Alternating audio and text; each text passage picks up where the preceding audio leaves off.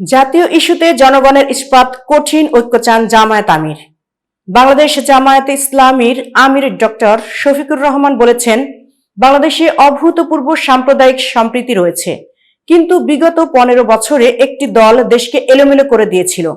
এখন জাতীয় ইস্যুগুলোতে জনগণের ইস্পাত, কঠিন ঐক্য প্রয়োজন। রোববার 1 ডিসেম্বর সকালে খুলনার ইস্টার্ন জুট মিলস শ্রমিক ময়দানে আয়োজিত কর্মী সম্মেলনে প্রধান অতিথির বক্তব্যে একথা বলেন তিনি। খানজাহান আলী খান জামায়াতের উদ্যোগে আয়োজিত কর্মী সম্মেলনের সভাপতিত্ব করেন থানা আমির সৈয়দ হাসান মাহমুদ টিটো। অনুষ্ঠান পরিচালনা করেন থানা সেক্রেটারি গাজী মোর্শেদ মাসুম।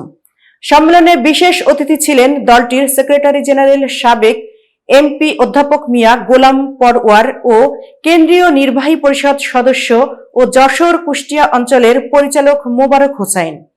জামায়াত আমির বলেন, এ দেশ কারো একার নয়, সবার। দেশ এখনো 15 বছরের জঞ্জাল মুক্ত হয়নি, তাই সকলের ঐক্যবদ্ধ প্রয়াসের মধ্য দিয়ে দেশকে এগিয়ে নিয়ে যেতে হবে।